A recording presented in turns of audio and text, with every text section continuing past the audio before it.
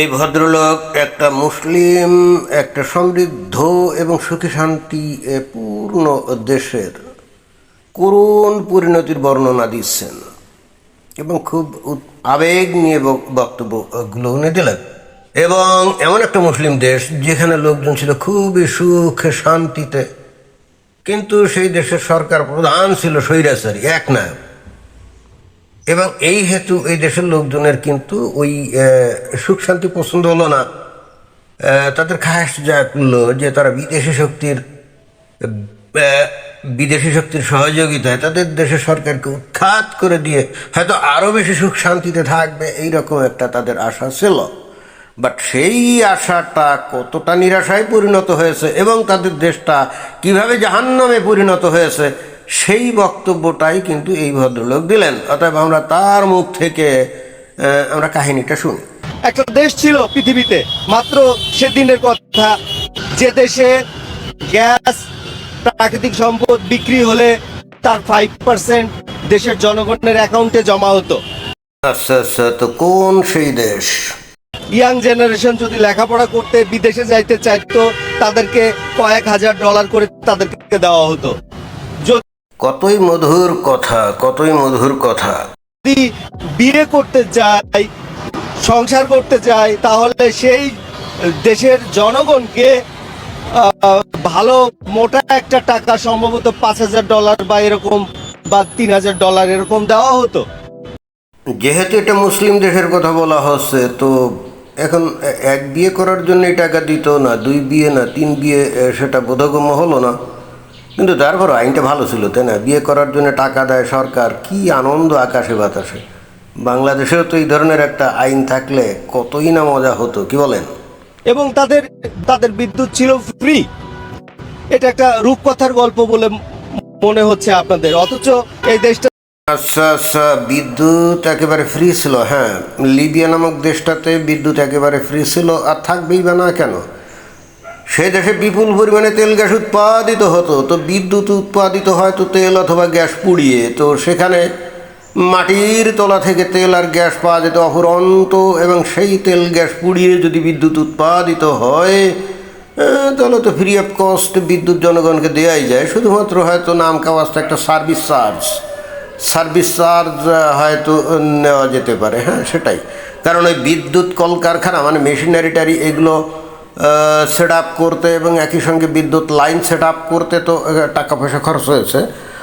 ওইগুলো মেইনটেইন্যান্স এবং একই সঙ্গে যে সার্ভিস চার্জ, অর্থাৎ ওইগুলাতে যারা চাকরি বাকরি করে তাদের বেতন করে দেওয়ার জন্য হলো নাম কস্টে একটা সার্ভিস চার্জ নেওয়া যেতে পারে। এটা মানে এটা ছিল। বাট ইভেনচুয়ালি ওই বিদ্যুতের যে বিল, যেটা বাংলাদেশে যেমন নেওয়া হয় বা পৃথিবীর বিভিন্ন দেশে নেওয়া হয়, এটা ফ্রি ছিল লিবিয়াতে। এটা আমরা শুনছি। এটা অবশ্যই একটা রূপকথার কাহিনীর মতো। মানে বাংলাদেশের মানুষ তো এগুলো কল্পনাই করতে পারে না। তারা মনে করবে কি ভেসেতে এসে পড়লাম যে কোনো বিল ভাউচার নাই, নারীও পাওয়া যায় ফ্রি, 72 হুর, খাদ্য খাবার ফ্রি, ঘর ফ্রি, বিদ্যুৎ ফ্রি। হ্যাঁ, এটা তো বেহেশতের কাহিনীর মতো।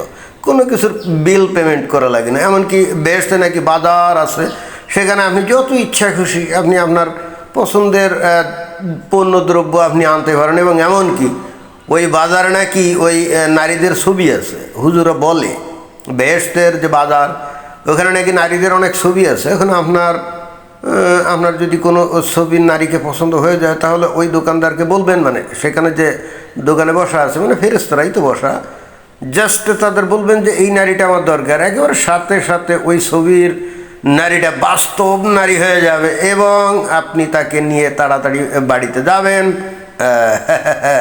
তারপরে তো দেরি নেই, তাই না? Direct action, direct action. তো লিবিয়ার মধ্যেও তো অনেকটা এরকমই ছিল। কারণ বিয়ে করতে চাইলে সরকার যদি টাকা দিত, তাহলে তো ফ্রি অফ কস্ট না, অনেকটা মানে ডাইরেক্ট অ্যাকশানের জন্য সরকারি ব্যবস্থা করে। এই দেশে যদি জন্মগ্রহণ করতাম, জীবনটা সার্থক হয়ে যেত। তো তারপরে দেখি ভদ্রলোক কি বলে। ছিল লিবিয়া, এই দেশটার সেই প্রেসিডেন্টের নাম ছিল মুয়াম্মার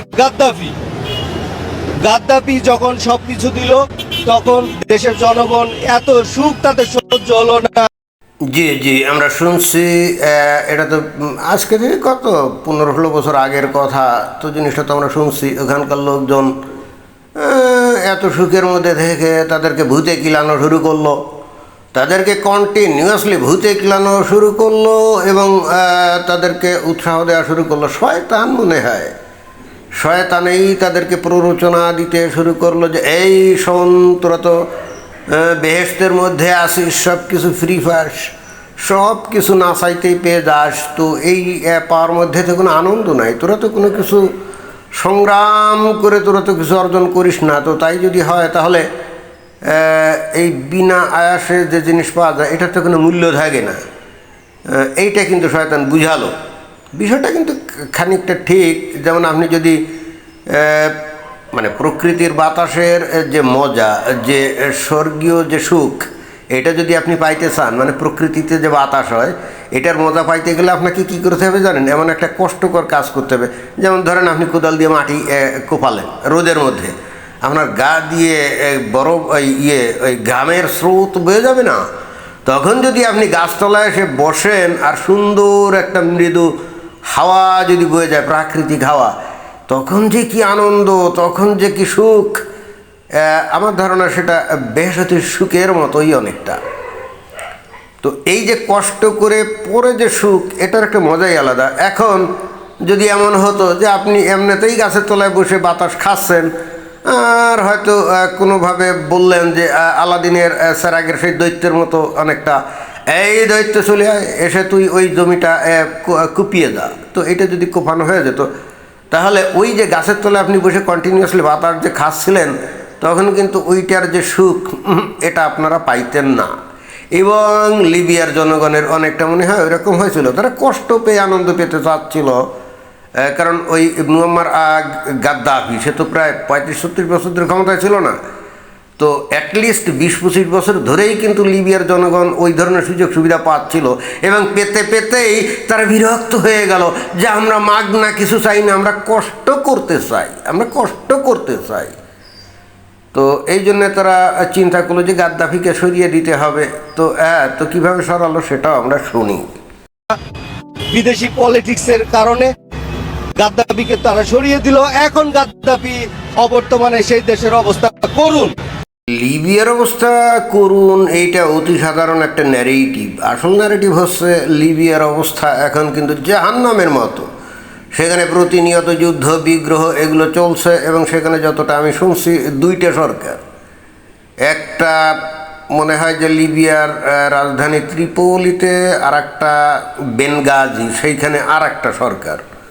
তো এই 2টা সরকার দেশটাকে 2 ভাগে ভাগ করে নিয়েছে, জনগণও 2 ভাগে ভাগ হয়ে গেছে, এবং আরও বহু ভাগে ভাগ হওয়ার কথা। কারণ এই লিবিয়া দেশটাতে প্রচুর পরিমাণে নানা রকম উপজাতি আছে, এবং তাদের ভাষা সংস্কৃতি কমপ্লিটলি ভিন্ন, এবং তারা কারো মাতব্বরি সহ্য করে না। ওই লিবিয়া যখন গাদ্দাফি ছিল তখন সে শক্তি প্রয়োগ করে সবাইকে ঐক্যবদ্ধ রাখছিল। আর এখন যেহেতু সেই ধরনের কেন্দ্রীয় শক্তিশালী কোনো শক্তি নাই, সরকার নাই, অতএব এখন তারা নিয়ন্ত্রণহীন হয়ে যে যেমন ইচ্ছে খুশি তাদের নিজস্ব এলাকায় রাজত্ব করে। অনেকটা ওই যে বাংলাদেশে আজকে থেকে বেশ কিছু বছর আগে, ওই আজকে থেকে প্রায় 30-35 বছর আগে বাংলাদেশটাকেও এরকম কিছু গুন্ডা, বদমাশ, সন্ত্রাসী, মাস্তান ভাগ করে নিয়েছিল। বাংলাদেশের প্রতিটা শহর এরকম বিভিন্ন জায়গায় ভাগ হয়েছিল, এবং এক একটা অঞ্চল নিয়ন্ত্রণ করতো এক একজন গুন্ডা বা সন্ত্রাসী বা বদমাশ, তাই না?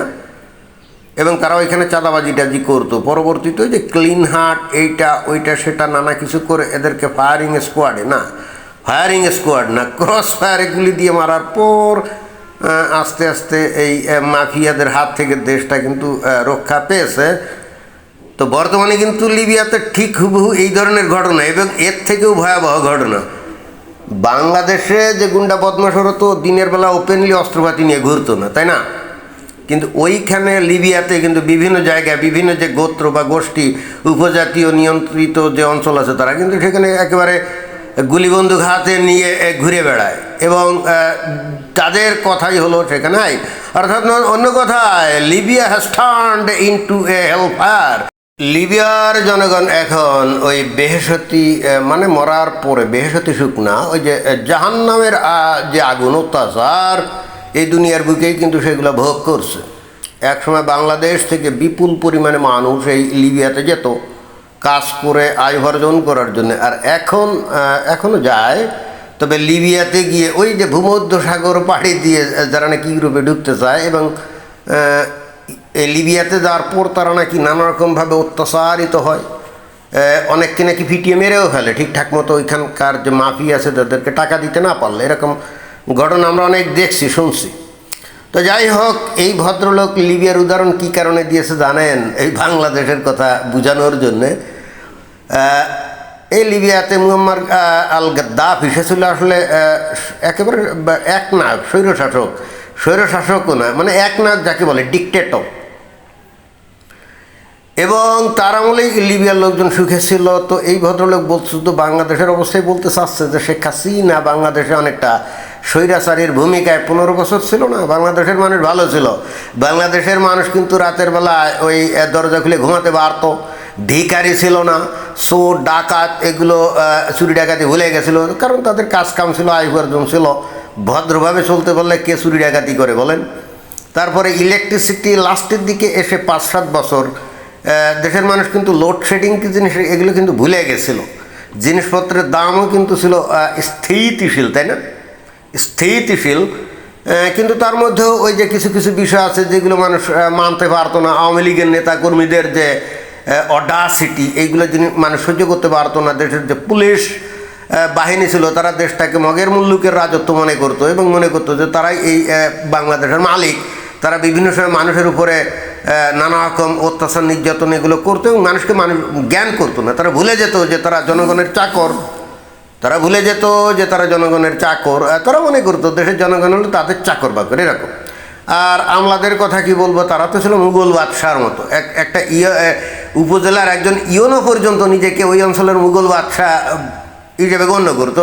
কলেজের একজন প্রফেসরও তার অফিসে গিয়ে তার থেকে বয়সে অন্তত মিনিমাম 20 বছরের ছোট তাকে যদি স্যার অ্যাড্রেস না করতো, ইউনো কী পরিমাণ খেপে যেত চিন্তা করেন। পাবলিক সার্ভেন্ট, তাকে পাবলিক বলবে স্যার, মানে এই জিনিসগুলো কিন্তু আওয়ামী লীগের আমলে ভয়ঙ্কর প্রকট হয়েছিল এবং আমলারাও ধরাকে সরা জ্ঞান করতো। হ্যাঁ, এই জিনিসগুলো ছিল, বাট ওভারঅল সাধারণ মানুষ কিন্তু ভালো ছিল। আর এই আমলা পুলিশ এদের কথা আমি বারবার বলি কেন? অনেকে হয়তো বলতে পারে আপনি ওদের কথা বারবার বলেন কেন? ভাই, এই জিনিসগুলোই মানুষকে প্রচণ্ড রকমভাবে বিক্ষুব্ধ করে তোলে।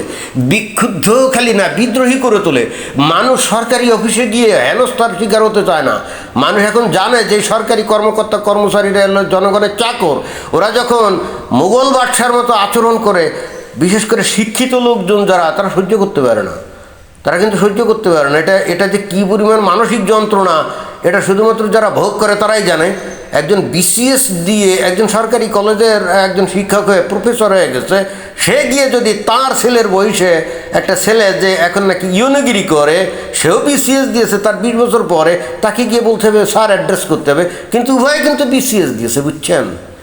এই শেখ হাসিনার আমলে এই জিনিসগুলো ছিল মারাত্মক প্রকট, একেবারে মারাত্মক প্রকট। এই আমলাদের এগেনস্টে ন্যূনতম কোনো কিছু করা যেত না, পুলিশের এগেনস্টে কোনো কিছুই করা যেত না, কোনো অভিযোগ কোনো জায়গায় দায়ের করলে কিছু হতো না। সে কারণে কমপ্লিটলি এই আমলা এবং পুলিশের উপরে নির্ভর করে এই ক্ষমতা চালাতো এবং দেশের মানুষ কিন্তু ভালো ছিল। কারণ আমি বারবার বলি না যে দেশের মানুষ তো গণতান্ত্রিক না, দেশের মানুষ তো ইসলাম দ্বারা প্রভাবিত হয়ে গণতন্ত্রকে হারাম মনে করে। অর্থাৎ আপনি পৃথিবীর, খালি বাংলাদেশ না, পৃথিবীর যে কোনো মুসলিম দেশ যেখানে নাকি একনায়ক বা স্বৈরশাসক আছে, দেখবেন যে প্রত্যেকটা দেশের পরিস্থিতি মোটামুটি ভালো, শান্তিপূর্ণ। আপনি আরব দেশগুলোতে দেখেন না, সেখানে কি একনায়ক না, রাজা আমির বাদশাহ, তারা একনায়কত্ব শাসন কাজ ওখানে চালায় না, জনগণও কিন্তু ভালো আছে। কিন্তু মুশকিল হচ্ছে ওই একনায়কত্ব করতে গিয়ে সরকার এমন এক শ্রেণীদেরকে এত বেশি ক্ষমতা দিয়ে ফেলে, যে কারণে জনগণ মনে করে আরে আমরা তো সুখেই আছি, ভালোই আছে, কিন্তু আমরা তো আসলে শৃঙ্খলিত, আমরা তো বন্দী, আমরা তো দাস দাসীর মতো, আমাদের তো মর্যাদা নাই, ইজ্জত নাই। দেখেন, শুধুমাত্র এই একটা জিনিস যে আমাদের তো মর্যাদা নাই, আমাদের তো কোনো মান ইজ্জত নাই, আমাদেরকে তো একটা শ্রেণী আমাদের সাথে দাস দাসীর মতো আচরণ করে, জাস্ট এই মানসিকতাটাই মানুষদেরকে বিক্ষুব্ধ করে তুলেছে ছিল এই বাংলাদেশে। এবং যে কারণে বস্তুত দেখেন এই যে শেখ হাসিনার এগেনস্টে আন্দোলন হয়েছিল, তাই না? আপনি যত কথাই বলেন, শেখ হাসিনার এগেনস্ট আন্দোলনের পিছনে একটা বড় কারণ ছিল কিন্তু এটাই, বিদেশি শক্তির প্রভাব, এটা ওটা, ডিপ স্টেট, এগুলো তো আছেই ভাই। ডিপ স্টেট যতই টাকা দিক পয়সা দিক, দেশের পাবলিক যদি বিক্ষুব্ধ না থাকে তাহলে ওদেরকে কি রাস্তায় নামানো যায়? ডিপ স্টেট কি জনা জনা মানুষকে টাকা দেয় নাকি? হয়তো দিয়েছিল 50 জন 100 জনকে, রাস্তায় নামলে তারাই নামবে, কারণ তারাই টাকা পাইছিল। সাধারণ পাবলিক কী কারণে রাস্তায় নামবে? সাধারণ পাবলিকের মনে ক্ষোভ বিক্ষোভ এগুলো না থাকলে কি রাস্তায় নামে? খালি কি বিদেশি টাকা, ডিপ স্টেট বললে হবে? তো বস্তুত লিবিয়ার কেসটা এখানে উপস্থাপন করলো, আর বাংলাদেশের পরিস্থিতি বলার জন্যে আমার বক্তব্য হলো যে এই ব্যক্তিও জানে না যে মূল সমস্যাটা কোথায়। সেটা হলো বাংলাদেশের মানুষ বা মুসলিম দেশের মানুষগুলো গণতান্ত্রিক না, তারা গণতন্ত্র জানে না, বুঝে না, হারাম মনে করে। ইসলাম অনুযায়ী গণতন্ত্র কি হারাম না? হুজুরা বলে না, যে কারণে এরা গণতান্ত্রিকও হতে পারে না। আবার এদের উপরে যদি কোনো স্বৈরশাসক এক না যদি শাসন করে এবং তাদেরকে ভালো রাখে, তাহলেও তারা সহ্য করতে পারে না। আরে ভাই, তাহলে এদের উপায়টা কি? এবার বুঝতে পারছেন, মূল সমস্যা কিন্তু শাসক টাসক না, মূল সমস্যা পাবলিক। এই পাবলিকের কারণে বাংলাদেশে যে বা যারাই ক্ষমতা আসে তারা স্বৈরশাসক হয়, আবার কিছুদিন পরে এই পাবলিকই তাদের উপরে খেপে যায়। কিন্তু এরপরও পাবলিক বোঝে না যে মূল সমস্যা তারাই, এবং তারা আসলে তাদের ধর্মীয় কারণে, তাদের ধর্মীয় যে অনুভূতি বা মূল্যবোধ, এইগুলার কারণে তারা গণতান্ত্রিক হয় না। আর যে কারণে বস্তুত বারে বারে স্বৈরশাসক ফিরে আসে, এবং এটাই হলো বাংলাদেশের তথা মুসলিম দেশের প্রত্যেকটা দেশের অবস্থা এরকম। যেমন এই যে ইরাকের কথাই ধরি, সাদ্দাম হোসেন যতদিন ছিল সে প্রচণ্ড স্বৈরশাসক আর একনাক ছিল না, ডিকটেটর ছিল না। তো ওই ইরাকের লোকজন কি ভালো ছিল না? ছিল। ওই লিবিয়ার মতোই ভালো ছিল। যেই ওই জায়গার লোকজন খেপে গেল এই বিদেশি শক্তির প্রভাবে, রাইট? কারণ এই সাদ্দাম হোসেন তার জনগণের সাথে এরকম চাকর বাকরের মতো আচরণ করতো, কিন্তু তারা খেলে ভালো ছিল, খেলে ভালো ছিল। ওই যে চাকর বাকরের মতো আচরণ করতো, ওতেই তারা বিক্ষুব্ধ হয়ে গেল। এরপরে বিদেশি শক্তির সাথে হাত মিলিয়ে সাদ্দাম হোসেনকে এখান থেকে আউট করে দিয়ে তার গলায় ফাঁসি দিয়ে মারলো। এখন ইরাকের অবস্থা তো সবাই জানে, কি জানে না? এবং বর্তমানে ইরানের অবস্থাও কিন্তু অনেকটা তাই। এখানেও কিন্তু ওই যে মোল্লাতন্ত্র না, জনগণকে কিন্তু চাকর বাকর মনে করে। তাদের যে প্রশাসন, তাদের যে মিলিটারি, তাদের যে পুলিশ, জনগণকে IRGC জনগণকে চাকর বাকর মনে করে। এবং যে কারণে এই যে দেখেন ব্যাপকভাবে এখন এই যে আমেরিকা এসে বোমা মারছে, কিন্তু পাবলিক কিন্তু আমেরিকার এগেনস্টে গিয়ে কোনো আন্দোলন কিছু করে না সরকারের পক্ষে, অবশ্য সরকারের বিরুদ্ধেও করে না, কিন্তু ওই বিদেশি শক্তির এগেনস্টেও সরকারের পক্ষেও গিয়ে কিছু বলে না। তাহলে পৃথিবীর প্রত্যেকটা মুসলিম দেশের ভবিতব্য কিন্তু এটাই, যতদিন তারা গণতান্ত্রিক না হবে ততদিন তাদের কোনো উন্নতি নেই। আর যদি তারা মনে করে Islam is the best system that comes from almighty God and it's the only perfect system in the world, then they should implement their Islamic law or Sharia law in every Muslim country, and then they can see whether that system can make them happy and peaceful. আমার কাছে তো এটা মনে হয় যে গণতান্ত্রিক যদি না হয় তাহলে তাদের ইসলামী শাসন চালু করুক, করে দেখুক কি হয়। এবং তারাও ভীষণভাবে লক্ষ্য করবে যে ইসলামিক শাসন তাদেরকে আরও খারাপভাবে রাখবে, যেটা নাকি বর্তমানে রাখছে কোথায়? আফগানিস্তানে, যেটা নাকি রাখছে ইরানে।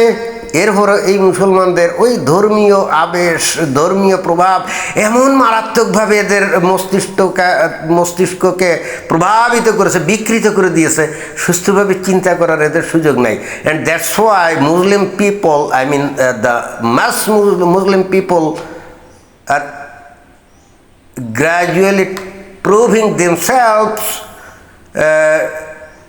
to be very unfit for the modern civilization. কারণ এই যুগে বসবাসের জন্য তারা খুবই অনুপযোগী একটা জাতিগোষ্ঠী, এটাই কিন্তু দিনে দিনে প্রমাণ করছে। আমি জানি না এদের ভবিষ্যৎ কী হবে। আমি আমার ভিডিও দিয়ে যৎপরণাস্তি 2-4 জন লোককে সচেতন করার চেষ্টা করি। অনেকে মনে করে যে দূর কি বলে না বলে, it's okay, fine, no problem at all, কিন্তু আমি আমার কাজ করে যাই। কি বলে? ধন্যবাদ।